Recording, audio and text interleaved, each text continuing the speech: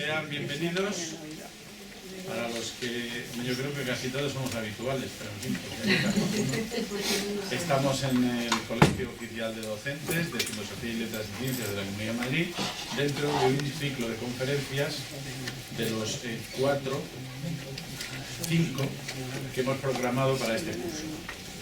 El ciclo se titula Releyendo el arte de la Edad Media y la coordinadora es doña Victoria Chico. Pero por razones que no son ahora mismo del caso, no ha podido acudir y me ha pedido por favor que yo presente a la excelente conferenciante que tenemos hoy aquí, que es con el título de 3 mitos de la Tierra en la Edad Media desmantelados por el arte. Doña Sandra Sáenz López Pérez. Ella es, además de antigua conocida y discípula, creo, de María Victoria, ¿no? Pues es doctora en Historia del Arte por la Universidad Complutense y ahora es profesora en la Universidad Autónoma. Sí. Y además ha sido comisaria, visto hay que decirlo, de una excelente exposición que hubo en la Biblioteca Nacional hace muy poco, que se tituló Cartografía de lo Desconocido, y que tengo que decir, porque estuve viéndola con tranquilidad, a mediodía, que no había mucha gente, que era excelente. Además recuerdo que seleccionasteis unas frases al principio respecto a la definición del mapa, que eran preciosas. He copiado algunas y las tengo sin mis presentaciones para... Me gustaron mucho, eran muy atinadas, no sé de dónde las sacasteis. Con mucho tiempo y mucho trabajo y mucho tiempo, como se hacen las cosas. Enhorabuena por esas frases y por el conjunto de la exposición. Es especialista en cartografía histórica, que es una cosa muy bonita. La cartografía, como todos ustedes saben, tiene un componente técnico muy difícil, porque es una técnica compleja, pero al mismo tiempo tiene un componente estético, y la verdad es que lo hace a veces maravilloso. Los mapas antiguos son, no sé, una delicia y una alegría. Es miembro de varios campos de investigación internacional, y es también investigadora del World Institute de la Universidad de Londres, ¿no? Fui investigadora, trabajé ahí. Sí. En fin, y hoy ha tenido la amabilidad de venir a desmontarnos 3 mitos gracias a la historia del arte. Tiene la palabra y muchísimas gracias. Gracias, Roberto, y gracias a María Chico que me invitó a estar con todos ustedes en esta sala que me gusta tanto, porque estamos rodeados de mapas, no solo los que voy a proyectar yo, sino también los que aparecen en las paredes. ¿Se me oye bien? Sí. Voy a hablar un poquito más alto por el tema de la grabación. Y me van a permitir que me mueva, porque yo tiendo a pasearme para pensar y para hilar el argumento que hoy les quiero traer a colación. ¿Te vas a salir de la grabación? Tengo como límite, es este, ¿verdad? De aquí a Hollywood. Como bien decía Roberto y como bien indica el título de mi intervención, la idea hoy, en esta construcción que estamos haciendo todos los invitados a este ciclo de conferencias, es realmente arrojar luz sobre lo que fue la Edad Media, y para ello muchas veces tenemos que desmontar lo construido. He escogido en torno a la historia de la cartografía medieval 3 argumentos que suelen acompañar la literatura o el conocimiento popular sobre el mundo en la Edad Media. Pero antes de nada me gustaría introducirles un poco en la idea del mundo en la Edad Media, porque como muestra la imagen que les estoy proyectando, si hay algo que define la cartografía medieval es su enorme diversidad, de mapas esquemáticos, mapas simbólicos, a mapas científicos que fueron utilizados para planificar de manera estratégica el dominio del mundo o para navegar por las aguas, especialmente por las aguas del mar Mediterráneo, con lo que se conforma lo que conocemos como la cartografía náutica. Si trazamos la línea del tiempo, encontramos que a lo largo de los siglos de la Edad Media van surgiendo distintos tipos cartográficos, distintos motivos cartográficos. Los más antiguos que conservamos, que son aquellos datados en manuscritos del siglo VII, siglo VIII, son mapas esquemáticos, simbólicos, tripartitos, llamados mapas de T en O, porque la configuración del mundo consiste en una T inserta en una O. Y de esa manera se articula el mundo tripartito conocido en la Edad Media. El mundo que se articulaba en tres partes, en tres continentes. Asia en la parte superior, Europa y África. Vemos cómo la orientación del mundo en este pequeño esquema nos está ya planteando que debemos de, para leer correctamente un mapa, olvidar nuestra proyección norteada que introduce Claudio Ptolomeo, y debemos acostumbrarnos a ver el mundo girado, posicionado realmente a los 4 puntos cardinales. El más usual dentro de lo que es el mapamundi medieval es la orientación, como el término indica, disponer oriente en la parte superior del mapa, en la parte más importante. Avanza el tiempo y pronto, junto a estos mapas esquemáticos, posiblemente heredados de la antigüedad, entran en escena otra serie de referencias cartográficas, como los mapas que podemos denominar mapas historiados, por ser más complejos en su dibujo, en su diseño geográfico, en las imágenes que incorporan, en la riqueza toponímica, mapas historiados que van a perdurar prácticamente a lo largo de toda la Edad Media. Mientras este modelo cartográfico sobrevive, encontramos como en la Baja Edad Media irrumpe en el escenario, a raíz de lo que hemos conservado, un nuevo modelo cartográfico que denominamos como cartografía náutica. Las cartas de navegación, mapas, como decía hace un momento, utilizados para la navegación de estima por el mar Mediterráneo. Son mapas que por ello nos van a mostrar un mundo, como diríamos hoy, realista, porque reconocemos el dibujo geográfico de los perfiles costeros que se dibujan a la perfección, sobre todo en torno al mar con el que que se navegaba con este tipo de instrumental náutico.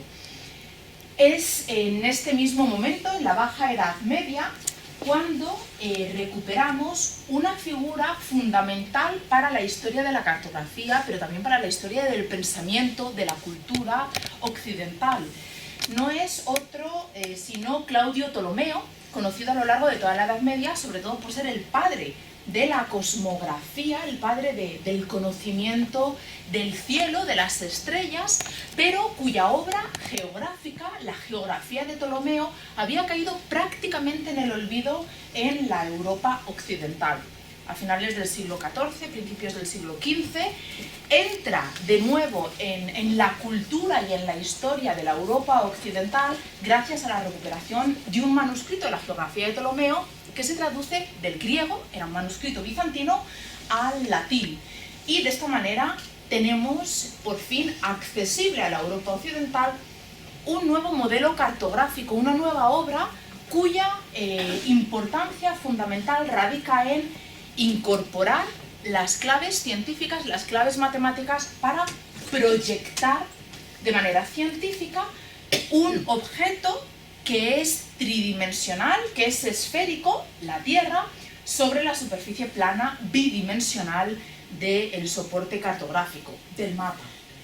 Igualmente es en estos momentos cuando la conjunción de saberes cartográficos, incluso a los que añadimos la influencia de cartografías orientales, por ejemplo, el conocimiento del mundo geográfico traído a través de la literatura y de la cartografía de los geógrafos musulmanes, van a conformar todos los ingredientes con los cuales, a finales de la Edad Media, se construye la imagen del mundo. Una imagen que se complica cuando, a partir de 1492, entra en la imagen del orbe lo que finalmente resultó ser un nuevo continente. Aquí tenemos la carta de Juan de la Cosa, el primer mapa mundi que incorpora en esta gran mancha verde las tierras americanas, es el nuevo mundo conocido a fecha de 1500. Como pueden ver, a lo largo del tiempo la cartografía medieval transcurre adaptándose o naciendo a partir de una serie de necesidades, de fines nuevos con los que se va a satisfacer el uso de estos mapas. Sin embargo, hay un aspecto fundamental. Decíamos al principio que la cartografía medieval es esencialmente variada en forma y en fines. Y es que estos, aunque sí que es cierto que hay una línea del tiempo que nos explica la evolución cartográfica, estos motivos variados, estos usos variados de los mapas conviven en el tiempo. Les pongo distintos ejemplos. Aquí tenemos una carta náutica,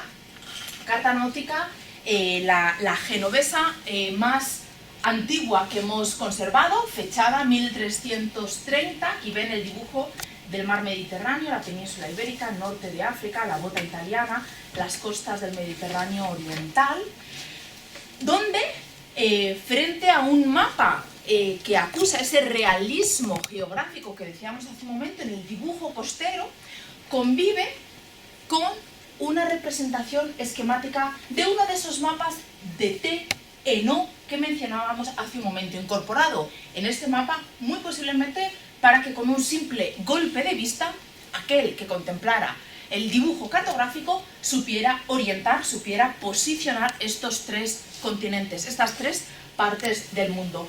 Otro ejemplo que nos habla de esa convivencia de formas y de funciones de la cartografía medieval es el hecho de que dentro de un mismo atlas, dentro de una misma obra, de la mano del mismo cartógrafo, en este caso el veneciano Andrea Bianco, encontremos tres tipos cartográficos distintos.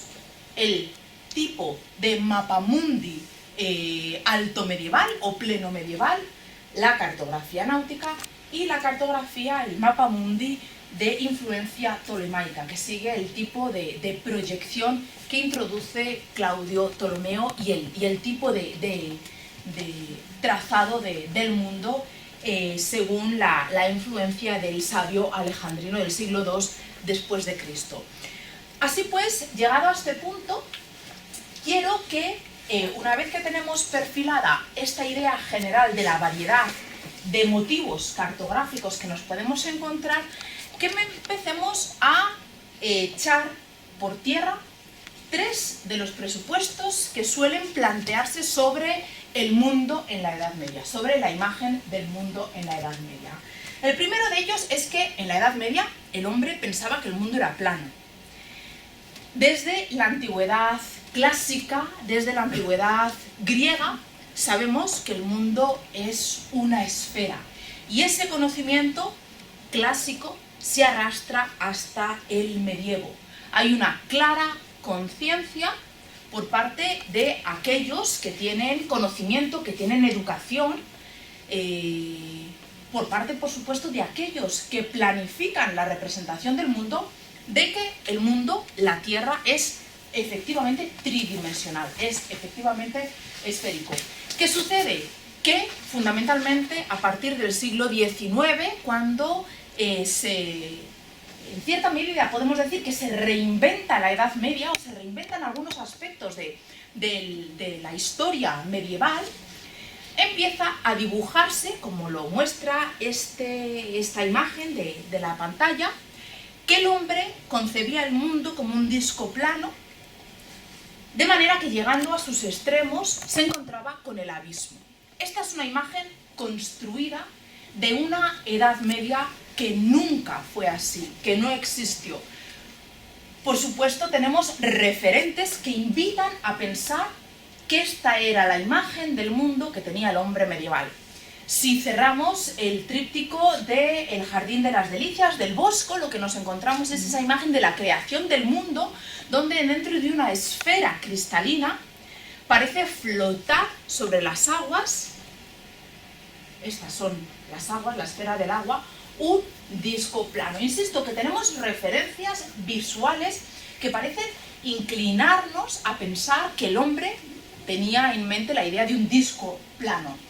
Si vemos imágenes en las que el hombre medieval voló, por supuesto figuradas, donde el hombre en la Edad Media se imaginó volando o imaginó a otros que volaban, como por ejemplo tenemos aquí en un manuscrito de la vida de San Antonio Abad, cómo este ha sido transportado a lo alto del cielo por 7 ángeles y ve cómo el mundo va a caer presa de las tentaciones de 7 demonios que van a arrojar una red para capturar al mundo. Como decía, la imagen que el santo ve desde lo alto es la imagen de una especie de disco plano que flota sobre la superficie del agua. Esta es una especie de anillo que circunda, que abraza, que rodea la tierra, donde lo identificamos con el agua por la presencia de barquitos en todo su contorno, en toda su forma.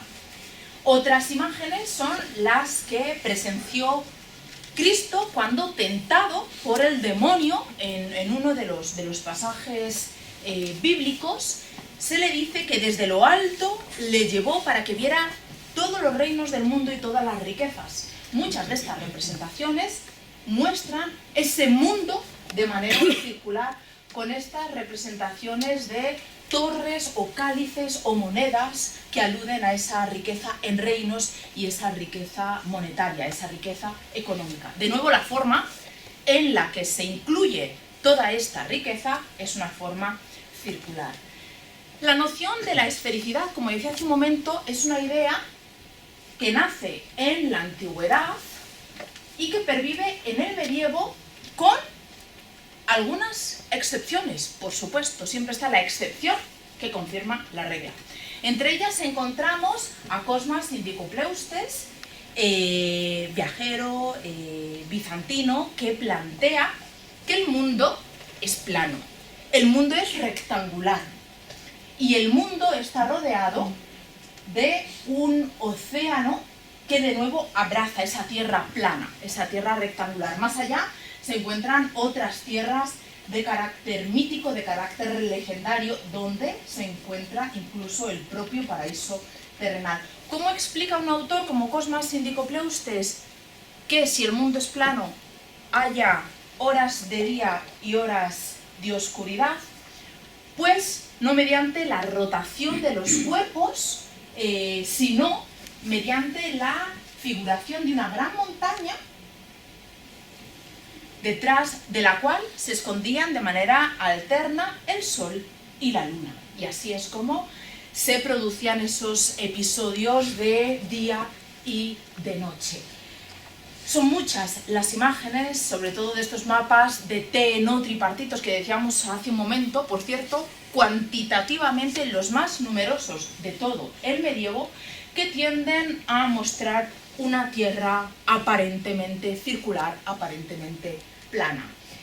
Sin embargo, tenemos que tener en cuenta, por un lado, la dificultad técnica, la dificultad en la destreza artística, que en muchos momentos del medievo y en muchos contextos artísticos tenía el artista, el cartógrafo medieval, para representar la esfericidad. Aquí tienen un manuscrito de las etimologías de San Isidoro, la enciclopedia por excelencia de la Alta Edad Media, donde cuando describe los distintos cuerpos geométricos, la esfera se dibuja como un círculo, pero se describe con rotundidad, con volumen. No vemos pues cómo el escriba o el iluminador detrás de este ejemplar haya encontrado la manera, dando, por ejemplo, sombreado, para evocar ese volumen de un cuerpo tridimensional. Tenemos pues una dificultad técnica, pero sin embargo, si rastreamos las fuentes documentales que describen el mundo,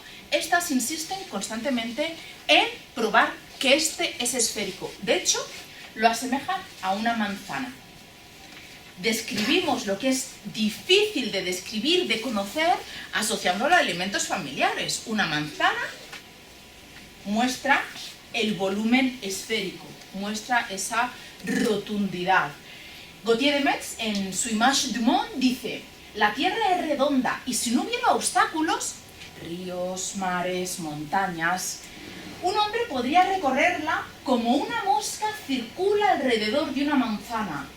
El texto lo ilumina a través de estas imágenes, la mayor parte de sus manuscritos, que son iluminados, mostrando ese hipotético viaje alrededor de este cuerpo como una manzana. Dice, dos hombres podrían separarse marchando en direcciones opuestas, uno hacia el este, otro hacia el oeste, de forma que se reencontrarían en las antípodas.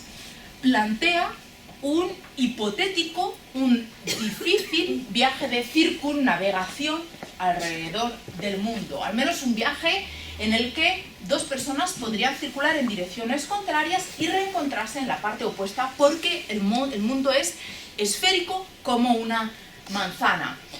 ¿Qué sucede? Que en la Edad Media el planeta Tierra era más azul de lo que es en la actualidad. Como saben, el planeta Tierra se considera el planeta azul por la cantidad de agua.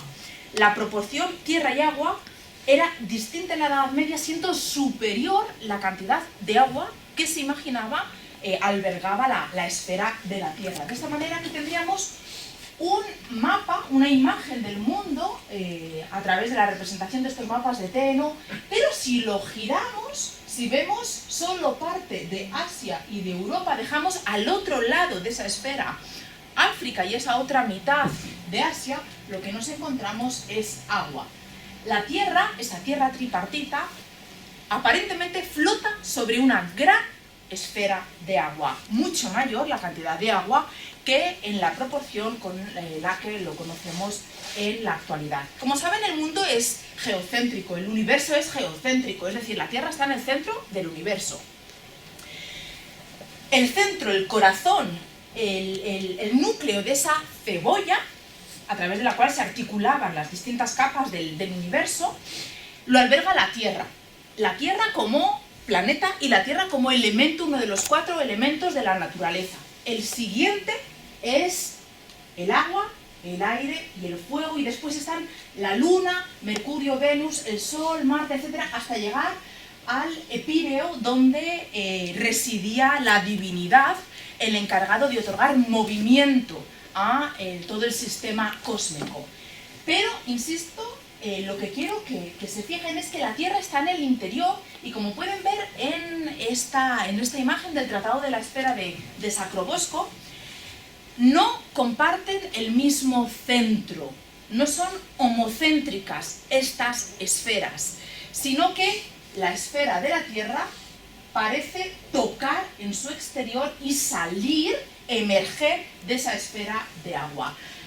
Esta imagen la tenemos visualizada de manera más evidente en otra copia de la misma obra, más próxima al desarrollo científico que al artístico, según veíamos en la xilografía anterior, donde efectivamente la Tierra parece estar flotando en esta esfera de agua.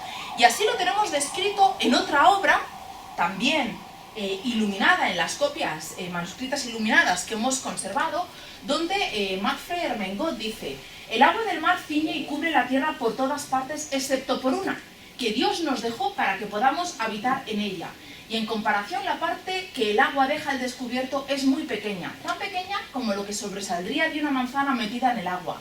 Y la parte de la tierra tiene venas de agua que la atraviesan, pues de otro modo se secaría en exceso y se convertiría en polvo.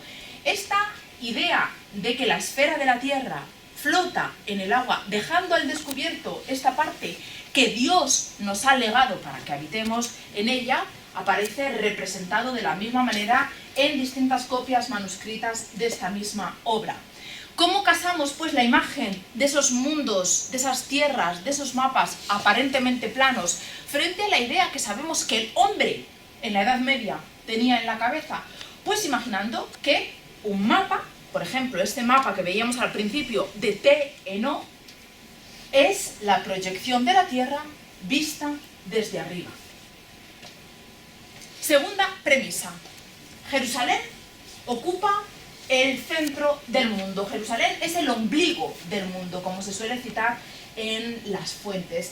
Hay mucha literatura donde se describe esta idea. Aquí les traigo un fragmento donde se afirma que Jerusalén era considerada el axis mundi, el centro del mundo físico, y en virtud de su carácter sagrado y de su papel como origen de la creación terrenal y punto de partida de la redención, se ubicaba como el lugar central que conectaba la dimensión terrenal y la celestial.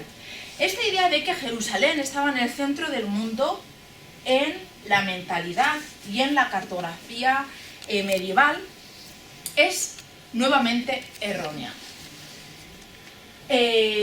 Tal como afirma mucha de la literatura, y les traigo algunas referencias que han echado por tierra la idea de que en el universo medieval Jerusalén era ese ombligo, ocupaba esa centralidad. De hecho, si volvemos al esquema que les mostraba al principio y posicionamos Jerusalén, solo uno de todos los ejemplos que les traje posiciona a Jerusalén realmente en el centro del compás, de la punta del compás. Es el mapamundi de Herford, sobre el que volveremos más adelante. El resto tienen desplazado Jerusalén de lo que realmente es el centro. Incluso, en muchos casos, como en el anterior, Jerusalén no aparece mencionada, no aparece indicada, georreferenciada. Les traigo distintos ejemplos donde Jerusalén puede parecer próxima porque coincide ahí según la distribución de las tierras, pero si el hombre medieval, si el cartógrafo detrás de este ejemplar del Policrónico de Ranulf Hayden hubiera querido ubicar Jerusalén en el centro del mundo, lo habría hecho, no lo habría desplazado.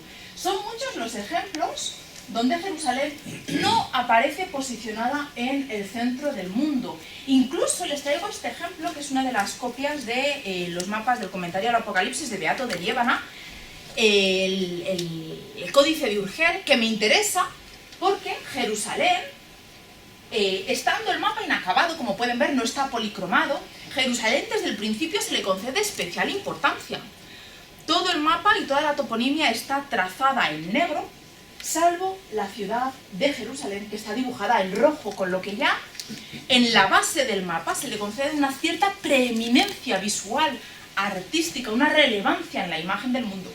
Pero no, está en el centro del mundo. Hay distintas citas, entre ellas bíblicas, que posicionan Jerusalén en una especie de centralidad. Dice Ezequiel: así habla el Señor Yahvé, esta es la ciudad de Jerusalén, que yo había situado en medio de las naciones y de sus territorios. De hecho, dentro de la literatura medieval, el abad Adomnan posiciona y explica esa idea de la centralidad a partir de una columna que era utilizada como un gnomon para marcar ese posicionamiento central. Dice: una columna muy alta que se encuentra en el medio de la ciudad, durante el solsticio de verano al mediodía la luz del sol en medio del cielo pasa directamente por encima de esta columna y brilla hacia abajo por todos lados, lo que demuestra que la Jerusalén se encuentra en el centro de la tierra. Es decir, tenemos por un lado la Biblia, por otro lado textos que describen la ciudad de Jerusalén con esa columna que funciona como axis para marcar la centralidad, que nos hablan de esa hipotética posición en el centro de la tierra. Y por supuesto tenemos excepciones. En este caso, varias excepciones en la que dentro de la enorme diversidad de mapas hay quienes han hecho el esfuerzo de posicionar Jerusalén en el centro, pero no es la norma. Son excepciones.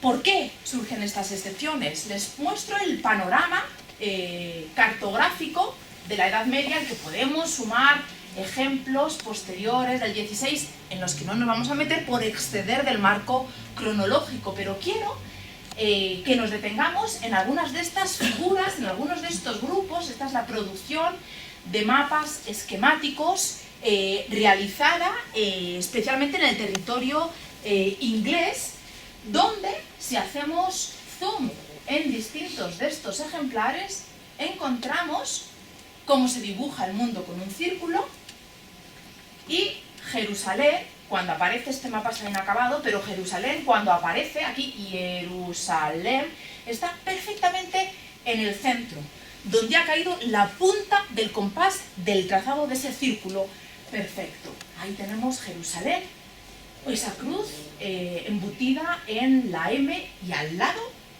el orificio de la punta del compás. La idea de este surgir en este momento, en torno al siglo XI-XII, de una cartografía en el territorio inglés que cede importancia geográfica visual a Jerusalén parece atribuirse a la caída de Jerusalén, sobre todo a partir de 1099 en manos de los cruzados. Se da esa relevancia, esa visualidad respecto a lo que sucede en otros momentos y en otros ámbitos geográficos de la producción cartográfica medieval. Otro de los grupos donde encontramos el mapa de Hereford que les mencionaba hace un momento, se producen en el territorio de nuevo inglés o vinculado con la producción británica, y nos muestran mapas muy variados pero que comparten rasgos como el dibujar el mundo como un círculo y ubicar Jerusalén en la parte central. Aquí tienen ese mapa mundi de Hereford, donde aparece la ciudad de Jerusalén perfectamente en el centro del punto del compás con el que se dibuja el círculo del mapa. De hecho, ese mismo agujero es utilizado para trazar otro círculo, el círculo de la ciudad de Jerusalén. Esto mismo vemos perfectamente representado en mapas del mismo entorno, del mismo ámbito. Mapas que por otro lado van a dar importancia a la idea de la salvación de Dios. Aquí tenemos un Dios típico de las portadas góticas que exhibe las heridas de la pasión en la mano y en el pecho. Aquí tenemos el mapa mundi de Ebstorff, donde embebido en el mapa figuran cabeza, manos y pies de Cristo. Y son mapas que responden, que representan esta centralidad, muy posiblemente evocando de nuevo esta rivalidad entre el cristianismo y los infieles que continuamente amenazan con tomar posesión de Tierra Santa o que finalmente, como es el caso, hacen de ese territorio sagrado parte de sus posesiones territoriales. Esa misma idea de la centralidad en el mapa hace de este herramientas para la peregrinación. Y de hecho hay quienes han planteado un diálogo entre este tipo de cartografía y otras formas esquemáticas de diagramas como los laberintos de las catedrales góticas, cuya finalidad no es sino la de servir de herramienta, de instrumento para emular peregrinaciones a el centro, que sería Jerusalén. Este tipo de conexiones, este tipo de vinculación con la peregrinación o la posibilidad de que el mapa sirva para peregrinaciones espirituales, lo encontramos en distintos contextos, por ejemplo en el propio mapa de Ebstorff, donde se afirma en uno de los textos que circundan el mapa, puede verse que esta obra es de no poca utilidad para sus lectores, ofreciendo direcciones a los viajeros y un gran deleite en la contemplación de las cosas a lo largo de las distintas rutas. Fíjense, esa información para los viajeros no es para aquellos que utilizaran el mapa en un viaje real, sino en un viaje imaginario. ¿Y por qué lo sabemos? Porque las dimensiones de este mapa en diámetro exceden los 3,5 metros, con lo que nos resultaba práctico llevarlo en un viaje real. Son viajes imaginarios, son viajes espirituales que nos llevan al lugar sacro por excelencia. El otro punto que quiero echar por tierra es la idea reiterada de que la cartografía medieval anuncia que aquí hay dragones. Es decir, esa importancia que supuestamente dan los mapas en la Edad Media para posicionar dragones. Y con ello, según dice la literatura que alimenta esta creencia, articular mediante estas figuras monstruosas la presencia de peligros en un determinado lugar. Ixunt Dracones aparece solo en el Hand Lennox Globe de la Biblioteca Pública de Nueva York. Concretamente aquí les muestro un detalle. Ixunt Dracones en la costa más oriental del continente asiático. Pero, sin embargo, no encontramos esa leyenda, esa referencia en la cartografía medieval como se tiende a afirmar. Y por cierto, como ven, el globo no forma parte del contexto cultural en el que nosotros estamos centrando nuestra atención. Una de las cuestiones fundamentales cuando hablamos de la monstruosidad, esos dragones en los que creía el hombre medieval, y otros, es la idea fundamental, como pone de relieve una de las grandes historiadoras de la cartografía, Evelyn Edson, de que lo que para nosotros es mítico, fabuloso, legendario, formaba parte real del universo medieval, del cosmos medieval. Es decir, que esos monstruos formaban parte de una realidad que se creía en ella solo ya por el hecho de que las autoridades, ya fueran los textos de la antigüedad, los textos sagrados, afirmaran su existencia. Porque aunque no haya dragones o la leyenda del Ixon Dracones en la cartografía medieval, monstruos hay muchos en la cartografía de esta época y de hecho con posterioridad. Monstruos entre los cuales encontramos elefantes, que para nosotros no son animales monstruosos porque los hemos domesticado, nos hemos familiarizado con ellos, habitan en nuestras proximidades, aunque sean en los zoológicos, pero a lo largo de la Edad Media este tipo de animales con las que en la antigüedad se había entrado en contacto eran muy distantes y su conocimiento directo quedaba muy lejos y su idea, la idea de este tipo de animales, de tigres, de leones, de elefantes, formaban parte de la monstruosidad animal. Aquí tenemos el Ic sunt elefantes. Elefantes sí los encontramos referenciados en los mapas medievales, no dragones como decíamos hace un momento. La leyenda que acompaña la imagen del elefante, como veis, incluye los elefantes entre la animalia monstruosa.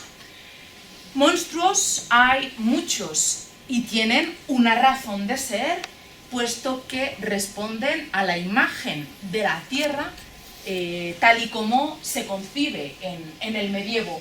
Aquí tenemos, en este mapa del Salterio de la Biblioteca Británica, al que hacíamos referencia hace un momento por la centralidad de Jerusalén, una línea de agua, aquí una línea azul que responde al trazo del río Nilo, detrás de la cual nacen un repertorio abundante de seres monstruosos que responden a la tipificación que hacen de estas razas monstruosas ya los clásicos, entre otros Plinio en su Historia Natural, y a través de Plinio se pasa su creencia, su conocimiento a la historia natural medieval.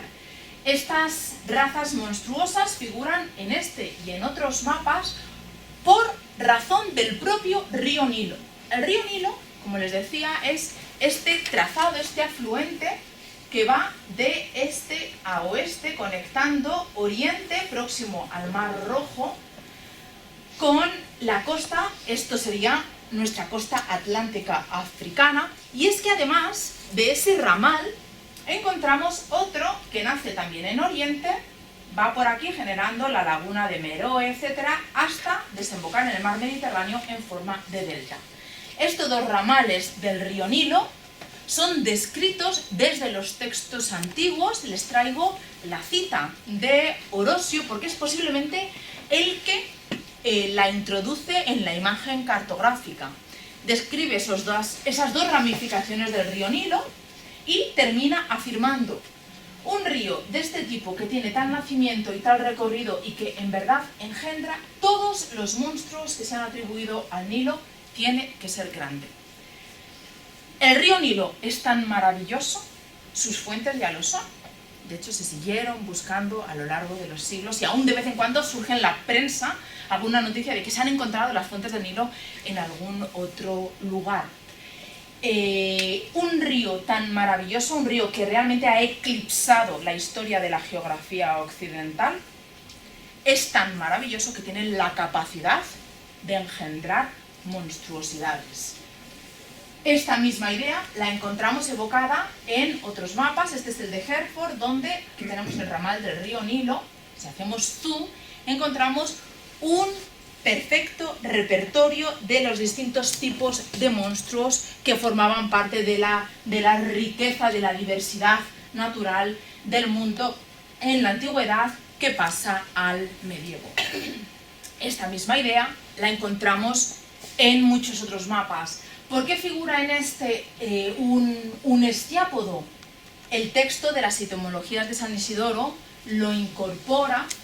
Los griegos llaman estiápodo porque durante el verano, tumbados de espaldas sobre la tierra, se dan sombra con la enorme magnitud de sus pies. En este caso, en este mapa, en una cuarta parte del mundo, al margen de la tripartita Asia, Europa y África, habitan los estiápodos. ¿Por qué encontramos razas monstruosas allí?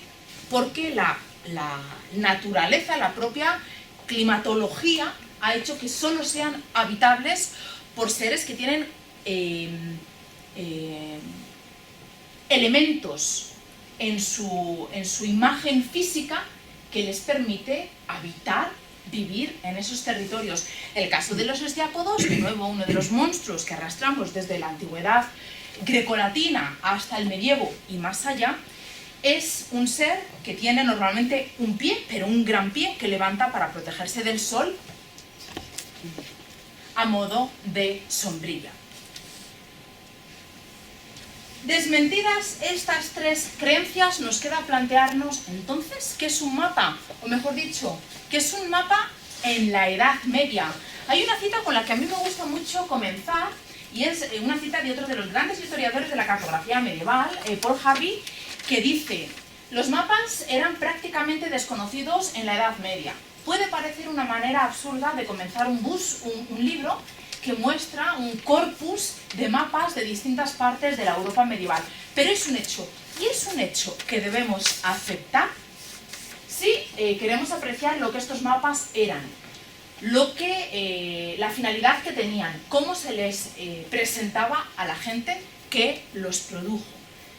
Parte este libro dedicado a los mapas medievales, porque efectivamente habló de mapas medievales, pero se refirió a ellos y partía de esta cita para que el lector borrara la idea preconcebida que tiene de mapa. Solo si hacemos ese esfuerzo entenderemos realmente lo que es un mapa en la Edad Media, porque es un artefacto, un objeto que, aunque comparte similitudes con nuestra práctica y nuestras ideas actuales, es enormemente variado y presenta tantas diferencias que nos aleja de nuestra concepción de lo que es la propia cartografía. Un mapa es una imagen, eso lo saben todos ustedes. Una imagen que en líneas generales se suele completar con un texto. Les pongo distintos ejemplos. Aquí tenemos un mapa esquemático llamado de YNO, porque se ensancha la Palus Meotis, el mar de Azov, y tenemos Asia, Europa y África, un mapa incorporado en un manuscrito de las etimologías de San Isidoro. Un mapa es una imagen, les pongo un ejemplo del códice del Burgo de Osma, de una de las copias del comentario al Apocalipsis de Beato de Liébana, donde se justifica por qué en un comentario al Apocalipsis hay un mapa mundi. Se menciona a los apóstoles y se les asigna el lugar concreto que cada uno de ellos evangelizó. Pedro en Roma, Andrés en Acaya, Tomás en la India, Santiago en España, etcétera, etcétera. Continúa el texto hablando de los apóstoles y termina diciendo: la siguiente disposición de imágenes muestra. Pasamos la página del manuscrito y lo que encontramos es efectivamente a los apóstoles en los distintos lugares que el texto les asigna evangelizaron. Es una imagen que nos permite entender un texto, que nos permite completar la imagen del texto, que nos permite visualizar una realidad descrita de manera textual. Otro ejemplo, pasando a otro tipo cartográfico, estamos en una parte de la riquísima toponimia de la geografía de Ptolomeo, donde encontramos listas y listas de topónimos articulados en distintas regiones geográficas con sus coordenadas. Recojo las coordenadas de dos lugares en concreto de la isla de Trapovana, una isla del Océano Índico, posicionadas en el Ecuador Y si recurrimos al mapamundi de la geografía de Ptolomeo, encontramos la isla de Trapobana atravesada por el Ecuador, y de hecho si pasamos al mapa regional nos encontramos como esas dos localidades están perfectamente localizadas con el puntito rojo sobre la línea roja del Ecuador. Es una imagen, en definitiva, una imagen que normalmente dialoga con un texto, o podríamos decir al revés, el texto dialoga con la imagen, porque debemos tener en cuenta ambos mapas, la imagen y la textual. Esta es una idea que nos desmonta la idea actual de la cartografía. Un mapa también puede ser una referencia textual. Así lo afirma Polino Minorita cuando dice: aquí comienza el prólogo al mapamundi, con su división tripartita del mundo. Sin el mapamundi diría que es difícil, si no imposible, imaginar o concebir en la mente esos pasajes que hablan de los hijos o nietos de Noé y de las 4 monarquías y de otros reinos y provincias, tanto en textos religiosos como profanos. Se necesita un mapa por duplicado, tanto en pintura como en texto. Necesitamos el mapa textual y el mapa gráfico, el mapa imagen. El mapa imagen artística. Porque si la historia del arte nos permite desmontar esas creencias sobre el mundo medieval, la historia del arte también nos permite dar sentido a la cartografía medieval. Los mapas medievales son obras de arte. Son obras de arte porque las encontramos realizadas por grandes artistas en las más diversas técnicas artísticas que podamos imaginar. Mosaico, pintura mural, pintura sobre tabla, incluso vidriera. La técnica, el soporte, los materiales e incluso muchas veces los propios cartógrafos que están detrás de los mapas son los mismos que realizan otro tipo de obras que sí, tradicionalmente hemos aceptado como obras de arte. David Woodward, otro de los grandes historiadores de la cartografía medieval, afirmaba que los mapas medievales muestran una cierta sensibilidad artística por parte de aquellos que la crearon. Y lo explica con un ejemplo en el llamado mapa de Londres, la British Library, el mapa de San Jerónimo.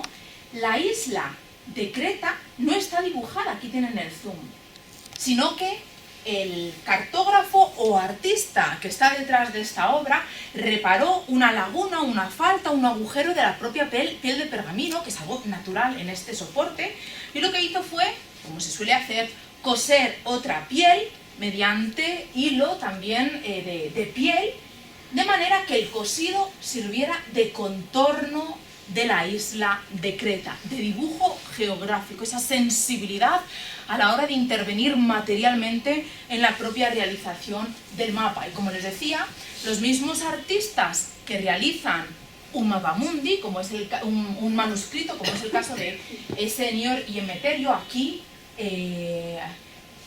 trabajando en el Scriptorium de la Torre de Tábara, esta célebre imagen del Scriptorium de Tábara. Son estos mismos artistas los productores de códices de manuscritos medievales que contienen mapas. Ellos realizaron todas las imágenes, incluyendo las propias cartográficas. O Florencio y Sancho, que en el colofón de la Biblia de San Isidoro de León levantan las copas para celebrar que Dios les ha permitido llevar a buen término la culminación de una obra colosal, una obra que también contiene imágenes cartográficas. Avanzando en el tiempo, pasando a lo que es la cartografía náutica, el ejemplar que tienen aquí en la imagen es el que aparece en la pantalla, esta parte de aquí, el Atlas catalán, atribuido a Cresques Abraham, un judío mallorquín de finales del 14, que hacia 1375 realizaría este mapa. Las tiendas del pueblo Tuareg, un pueblo nómada bereber del norte de África, son las mismas que encontramos en la Biblia Fagi, que sabemos él realiza porque firma en el colofón su realización en material y la fecha en la que lo concluye. Nos sirven la tienda de Jacob y de sus esposas para ser el mismo artefacto, la misma imagen que las tiendas, como decía, de este pueblo norteafricano. Una Biblia de las más lujosas desde el punto de vista artístico que hemos conservado del libro medieval hebreo.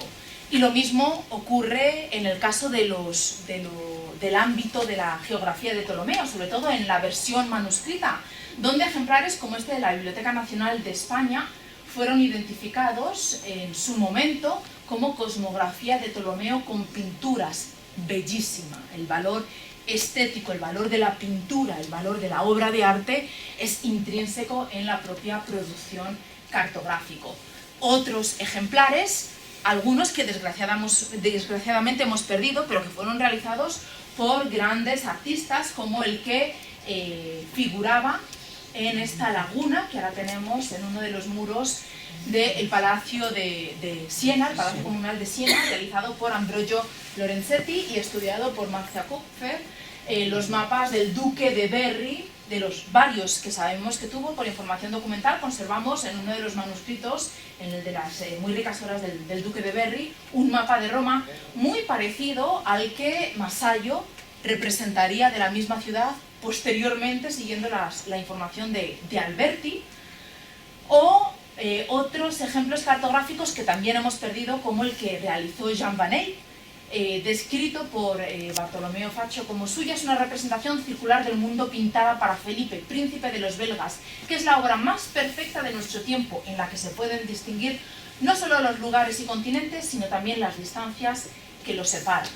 Y de hecho, cuando vemos miniaturas, pinturas sobre tabla, lienzo, etc., encontramos representaciones cartográficas. ¿Dónde está la frontera entre el arte y la cartografía? Pues posiblemente en ningún lado, porque nunca en estos momentos no llega a permear esa diferenciación. Una miniatura donde encontramos al emperador Augusto con el orbe en la mano, que es un mapa de Teno, Asia, Europa, África, incluso con la toponimia, este mismo tipo de mapas de orbes en la mano de la divinidad o en la mano de soberanos aparecen representados o en rituales a lo largo de toda la historia del arte o de las artes suntuarias, u otro tipo de mapas con influencia tolemaica, como el que aparece en la mano del Salvador. Un mapa, un globo más avanzado desde el punto de vista geográfico, pero una obra de arte que bebe de los conocimientos cartográficos del momento, indudablemente. Es una imagen artística y una imagen especial. Y con esto ya termino. Una imagen especial, y como yo siempre suelo decir, no porque a mí me gusten los mapas, que me gustan, sino porque todos sentimos atracción por la cartografía. Y de hecho, es una imagen especial porque todos interactuamos con la cartografía y hemos interactuado con los mapas de una manera especial, de una manera distinta a cómo lo hacemos o no lo hacemos con muchos otros corpus de imágenes. Son especiales para el hombre, para el ser humano, tanto para el que los diseña como para el que los contempla, para nosotros como espectadores.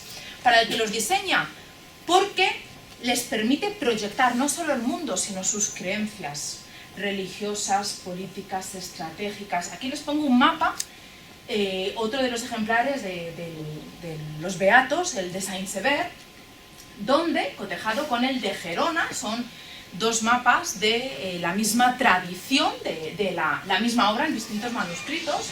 Encontramos, si hacemos zoom en la parte de Europa, como el de Saint-Sever, realizado en la Gascuña francesa, en la abadía de Saint-Sever, concede especial atención a Francia, porque todo este territorio que les marco con el puntero de Europa es Francia. Y de hecho Saint-Sever, donde se compone este manuscrito, es esta abadía, que rivaliza visualmente. De hecho, fíjense, está coronada con una cruz frente a Roma o la propia Jerusalén. Mientras que en este mapa del Códice de Gerona, esta es la península ibérica y Francia es este territorio, dando importancia a Galicia, a Asturias, a la presencia de Santiago Apóstol, etcétera, etcétera. O lo mismo que encontramos cuando cotejamos este mismo territorio, el monte de Sinaí, en distintos mapas, entre los cuales encontramos a Cresques Abraham indicando que es el monte Sinaí, es donde Dios le dio la ley a Moisés, el cartógrafo judío reconoce a Dios, el Dios del Antiguo Testamento. ¿Qué hace Mecià de Viladestes, un cartógrafo, que sabemos que es cartógrafo convertido al cristianismo, un judío converso?